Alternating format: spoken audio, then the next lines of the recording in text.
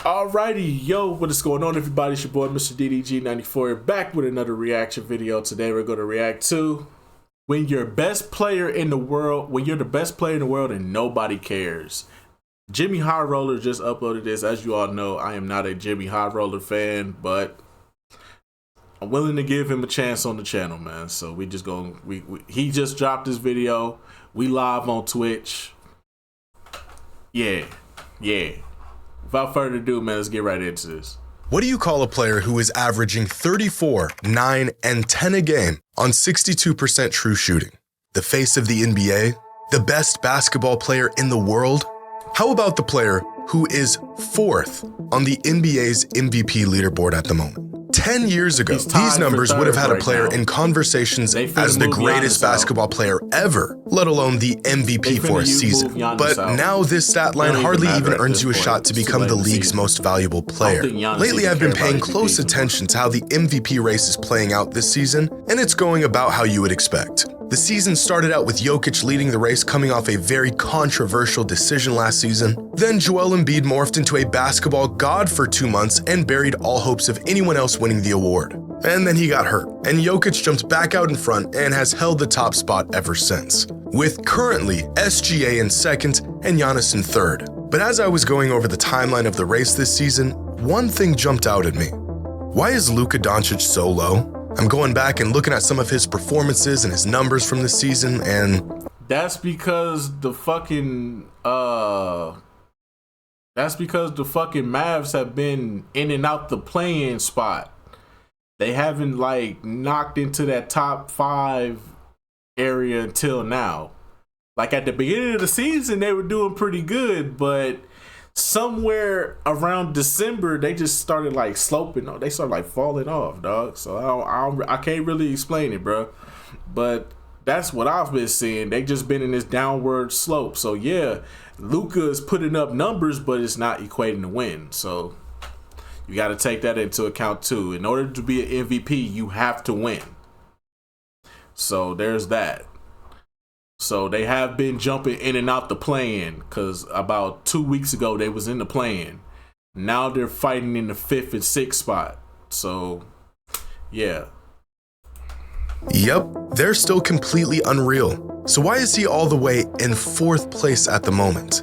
Have voters gone on a Luka strike?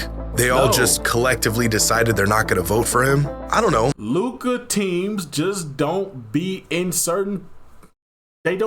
His team's just never in the right position. They don't win enough. That's the problem. Maybe his play style is just too polarizing to reward. His game right now is off. He was an MVP last year. And the fucking Mavericks didn't even make the playoffs. He was an MVP last year. The numbers can be cool, but if you're not winning, how can you be the most valuable player? You cannot be the most valuable player, you're not winning. You have to win too. Compared to prime James Harden, and we all know how that turned out. But even Harden and all of his antics still won an MVP award. On the NBA's last weekly recap of the race, it seems they've taken a strong stance on his chances of winning the award up to this point. Sorry Mavs fans, but the standings matter. We understand he scored 25 plus points in 9 straight games. But flashy highlights and massive numbers aside, Doncic needs to lift Dallas out of play-in tournament territory to climb near the top of this list. Facts. But that isn't true. You gotta win. Is it? In fact, I know it's not, because other players have won just as many games as Luka is winning this season. You can't use that fucking Westbrook argument, bro. The Westbrook argument is a little different. A nigga averaging a triple-double for a whole season is different, bro. You cannot use the Westbrook argument here. Is he averaging a triple-double? No. Cannot use that argument. Westbrook was averaging a triple-double while being, I believe he was 2nd in the league in scoring, 1st in the league in assists, and I believe he was top 6 in rebounding. That's crazy. With worse numbers and less individual dominance, and they still went on to win the MVP. Luka Doncic is being held to a higher standard than anyone else right now. And I think we might be looking at the MVP award and how we value players all wrong.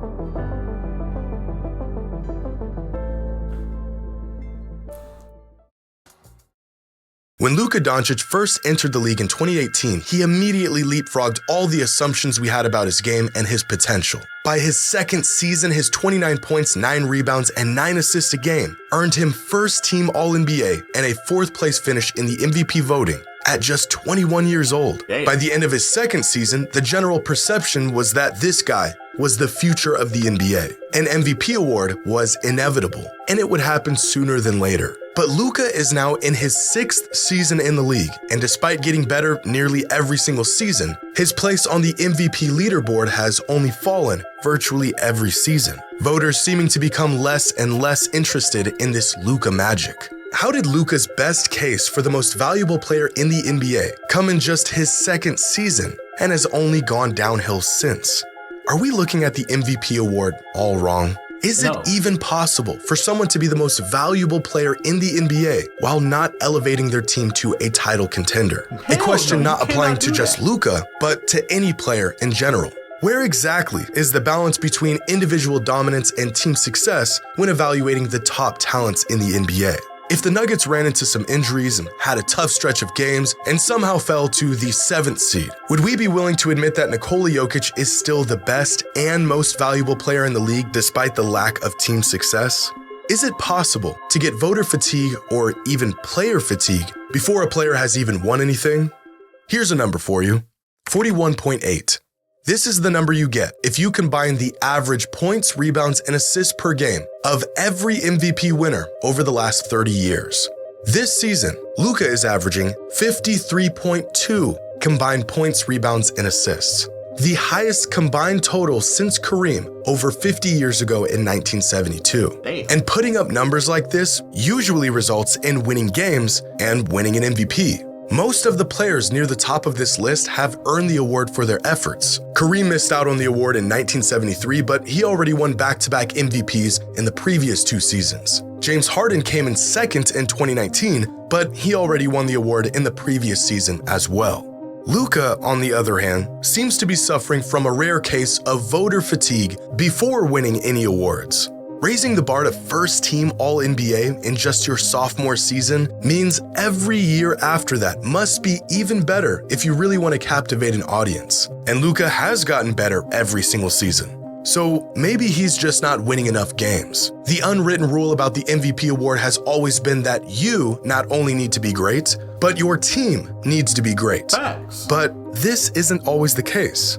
In fact, recently, it's hardly the case, and voters have not shied away from rewarding exceptional seasons, even if it didn't result in overall team success. In 1987, after just over 2 seasons in the league, Michael Jordan finished 2nd in MVP voting ahead of generational talents and vets of the 80s, despite closing the season with a record below 500 and finishing the season on a stretch of 15 losses in 23 games. He was young, he was unproven, and yet voters were still so enamored by his individual dominance that they just looked past the lack of team success. One argument you can make for this season is the fact that it happened nearly 40 years ago in a league where numbers like this were unheard of. But a similar case of crazy numbers and individual performance outweighing overall team performance just happened again a couple seasons ago. In 2022, Nikola Jokic won the league MVP after finishing the season with just 48 wins and the 6th seed in the West. His numbers were incredible and his advanced metrics were even better. In fact, he was so good that the lackluster 48-win total was a bit of an afterthought for many voters. The only thing is, this season, the Mavericks are on pace to winning 48 games as well. And as loaded as Jokic's stat line was in that 2022 MVP campaign, Luka's numbers are just about as good this. I'll say it like this.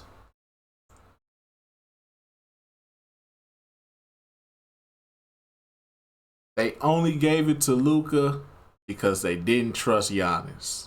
That's the only thing I'm going to say. They only gave it to Jokic because they didn't trust Giannis. It was like, oh, Giannis is having a great... Because 2022, you can't deny 2022, the year after the Bucks won the championship, you can't deny that Giannis was having an MVP level season. You can't deny that. I don't think nobody can deny that. Giannis should have been the MVP.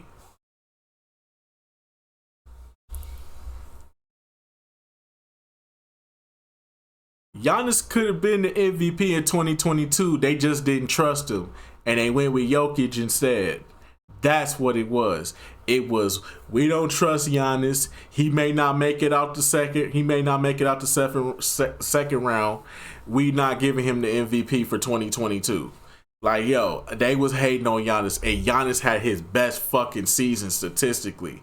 He was, I believe he was third in points. He finished with 13 rebounds. He had almost a similar stats. His assist was a lot lower, but his percentages was up. His percentages was up in 2022. Giannis was in peak fucking form.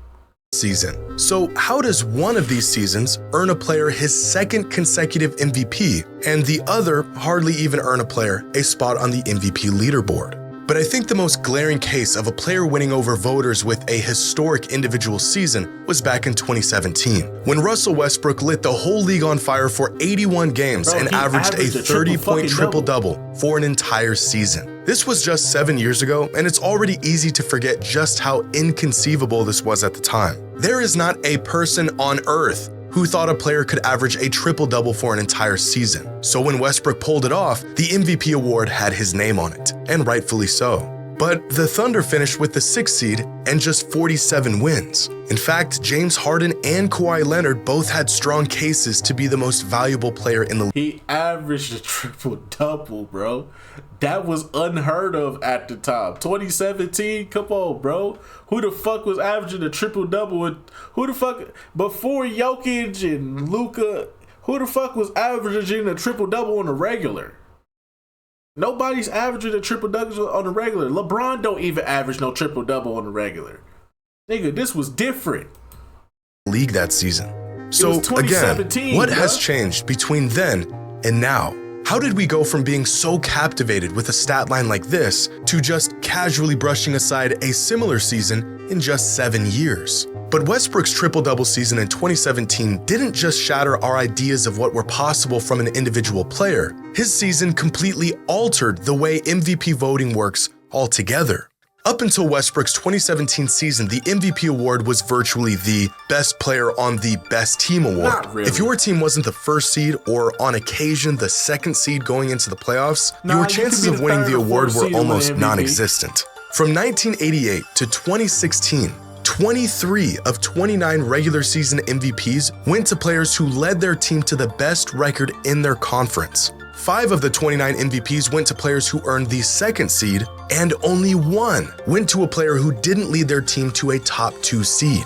But with Westbrook's MVP in 2017, voters of the award and fans in general almost recalibrated the way they approached the discussion of who the most valuable player in the league can be and what is required of them. Because 4 of the last 7 MVPs finished the season with the 3rd seed or lower. This season, Jokic is favored to win the award, and the Nuggets are on pace to finishing the season with the 3rd seed as well. Which isn't bad. Something that only occurred once in 37 seasons and required the best player of all time to put up the best individual season of his career is about to happen for the 5th time in just 8 years. It's almost as if overnight we all realized that winning the most games is not the end-all be-all to what makes a player the most valuable. 10 years ago, an NBA fan posted this on Reddit, and reading it is almost like jumping into a time machine and traveling into the past. He goes on to list the last 30 MVP winners and the seed they earned going into the playoffs, recognizing the correlation between winning the most games and winning the MVP. And he posted this with a note at the end that tells you everything you need to know about how the award worked just 10 years ago. I put this on here so people hopefully stop making unlikely MVP predictions. No, Anthony Davis is not going to lead the Pelicans to the 5th seed and win MVP. And the comments on this thread are just as insightful as the post itself. So is it really an MVP award? In theory, yes, but maybe it's more of a best player on the best team. Players do not win MVPs getting 6th seeds, overwhelming majority of the time, because this is a superstar league and superstars get top seeds. And this fan is right, or at least he was 10 years ago. So why did we make exceptions for other players and continue to do so, but we hold Luka to such a strict standard? If the Mavs went on a nice stretch of wins to close out the season and finished with, let's say, 53 wins instead of 48, finished with the 4th seed instead of the 6th, would that really help Luka's case? The Mavs could have an easy schedule to close out the season. Kyrie could go on a tear. The team could get into a rhythm and earn a higher seed, and Luka could be playing at the same level he did all season. But since they're winning more games, none of which had anything to do with Luka playing better, he would miraculously have a better case for the MVP? Yes. I know this is how it works. This is the nature of this award. But it's still a bit odd that there is so much weight put into some factors when considering who the most valuable player in the league is. And the season Luka is having in particular is shining a massive light on this irrational way of going about this. Is Jason Tatum more valuable than Luka this season?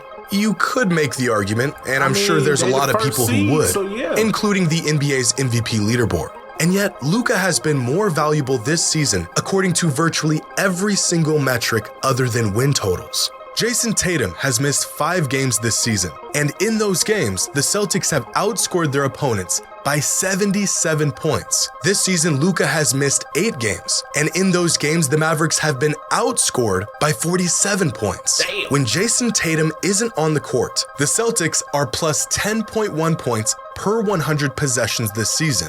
When Luka isn't on the court, the Mavericks are minus 2.8 points per 100 possessions this season. When Tatum isn't on the court, the Celtics are still really good. When Luka isn't on the court, the Mavericks are terrible. To look at how many wins a team has as the driving factor for the MVP race neglects how teams even got those wins and how much the best player on that team is contributing to those wins.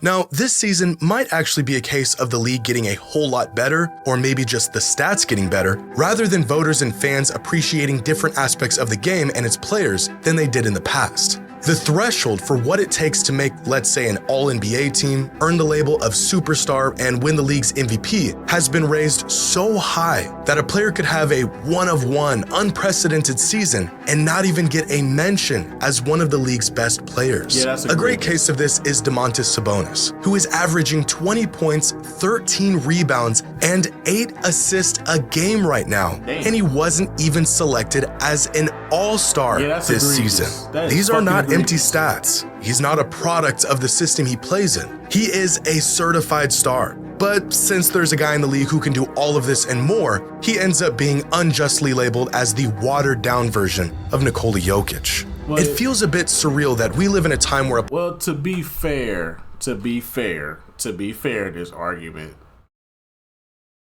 Sabonis can't shoot threes like Jokic can. Let's just keep it real. Sabonis is not the best 3-point shooter out there when it comes to 3-point percentages. That's a big factor right there. We do have to take that into account. Now, Cat deserved it. The Timberwolves was the first seeds at the time, so Cat deserved it. But when we talk about Sabonis and Jokic, let's be real. Jokic can shoot. Sabonis can't really shoot that well. He more of a down low post player who can knock down who has a solid mid range. Let's just keep it real. But he does a lot of dirty work on the defensive end. That's what makes him great. Player like Luka Doncic exists with numbers like these, and the MVP award isn't already boxed up and on the way to his house as we speak. And this realization is less about Luka and more about the big picture of the league right now. It's hard for me to wrap my mind around how much things have changed, and even harder to grasp how quickly they have changed. How can he be this good and still be trailing behind multiple other players? If it wasn't for Embiid getting hurt, Luka could very well not even be within the top 5 on the MVP leaderboard, while averaging nearly a 34-point triple-double and being on pace for 48 wins. Which begs the question, what would a player in Luka's position need to do to win the MVP? With the 6th seed, an underwhelming supporting cast, and a handful of generational superstars to contend with, what would be the equivalent to the 2017 Westbrook triple-double season in 2024? Where the numbers are just too absurd to ignore. 38, 10 and 10, maybe 40. Okay, I think I can break this down. I think I can break this down easily. You have one,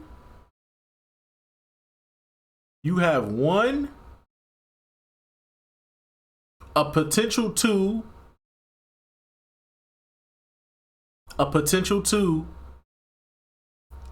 and probably somebody else that can do this triple double shit. That's the thing that I don't think Jimmy understands about that Westbrook year, bro. Westbrook was the only fucking person that could pull off the triple double. That's what made the triple double shit so amazing, dog. That's why he got the MVP. Nobody else could do what he was doing. Nobody was touching a triple double around that time. Harden was kind of teetering with a triple double, but he wasn't going to put that much effort in on them rebounds. So it is what it is. Now, when we talk about the stats with the triple doubles, like I said, Russell Westbrook was the only one during that time period that could do that. Giannis could potentially do that. And he ain't got to do it with assists. He could do it with blocks. If he wanted to. Shea could possibly do it.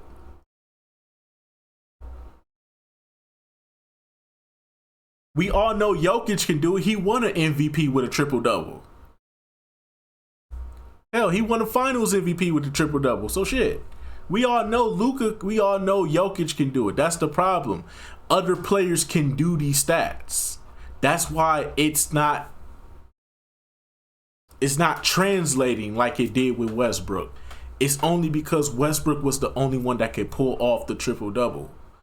It's just that a lot of players can do this now. So it's like it's going to devalue. So his stats are going to devalue, and we're going to look more at his statistics, at his team standings. Where he's at right now, he just has to win more. Like you said, Jalen. If the Mavs finish with the 5th or 4th seed, he's definitely top. He would definitely finish second. He would finish second. They still not gonna give it to him, but he would finish second. He go points, over Shea. 12 rebounds, and 12 assists a night on league high efficiency. But it sounds like hyperbole, but it's not.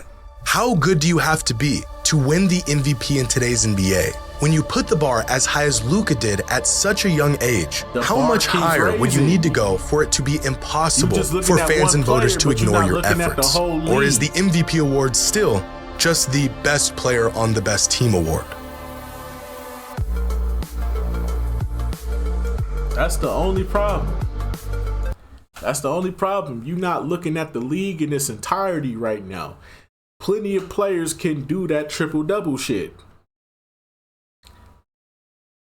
It's just that a lot of these players right now, they playing in a system. You know what I'm saying? They got to play within the system. He'll definitely win it later in his career. He could win it next year. But the Mavs have to be in a top 3 position. They have to be in a top 3, top 4 position, and they have to maintain it. Because, like I said, at the beginning of the season, they was a top 5 team, and then, like I said, around December, they just started going down. They started going down, and the next thing I knew, they was in the fucking play-in. I'm like, how they go from like a top 3, top 4 team to the fucking play-in? How they do that?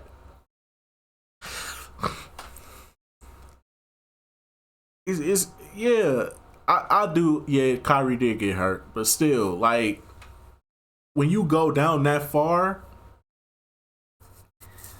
of course you're not gonna be in the MVP conversation. You have to win. Winning is everything now. The goalpost back then is not gonna be the same goalpost now.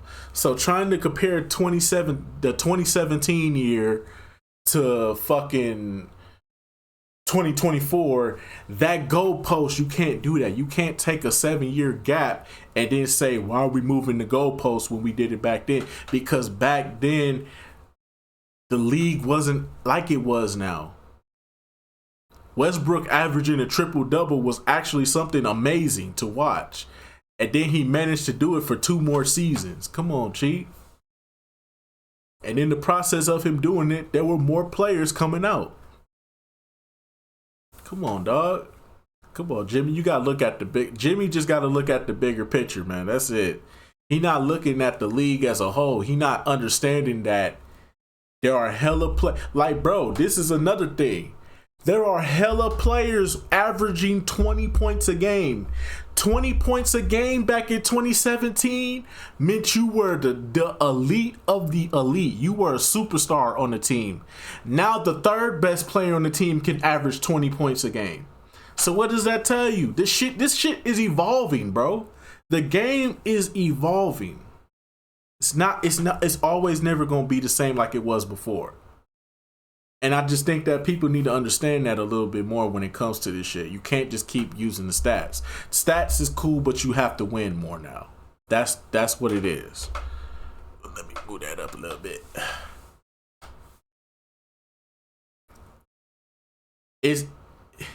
You can beat his triple-double record.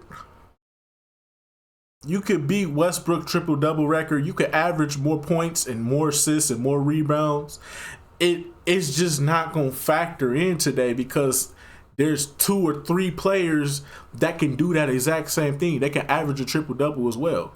Like I said, when it comes to Jokic, when it comes to Luka averaging a triple-double, Jokic has averaged a triple-double. So it's not like another player can't do what he's doing. That's the thing. It ain't like another player can't do what he's doing. Shit, Joel Embiid could average a triple-double if he wanted to. If we being honest.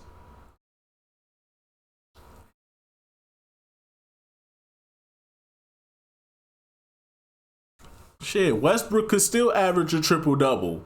It wouldn't be the same triple-double in 2017. He'd probably be averaging like 12 to 15 points a game, but Westbrook can still give you a triple-double. He still got it.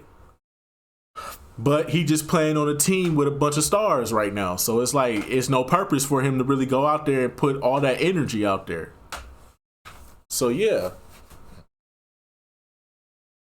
That's just how I see it, bro. The game has evolved, bro. 2017, the game was in a different space. Averaging 20 points a game was like, meant you was a superstar. 20 points a game now don't mean shit.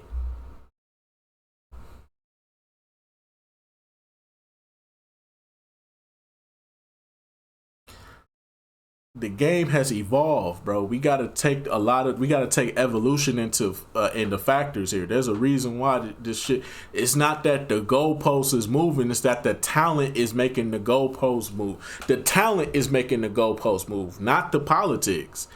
In this essence, it's the players that are making the goalpost move. Because how many 70-point games, how many 50-point games, how many 60-point games have we seen this season so far? We've seen plenty of them at this point, am I right? We've seen plenty of players averaging 50, 60 points a game. Okay? Bro, we come on, man. The players are evolving. Let's just say that. The players are evolving. Luka is not the only guy out here. We can't just keep focusing on one guy. There's other guys out here. There's SGA. There's Anthony Edwards. There's a John Morant whenever he gets healthy and come back. Come on, man. It's so much talent out here. We got Victor Wembanyama on the rise. Come on, dog. Who knows what that gonna turn into? Shit, we don't even know what that gonna be. A 7'5" demon? A 7'5" demon? Come on, G. We don't even know what that's gonna be yet. We still waiting on that. That shit. I still say that's not fair though. Wembanyama is not fair. Come on, man.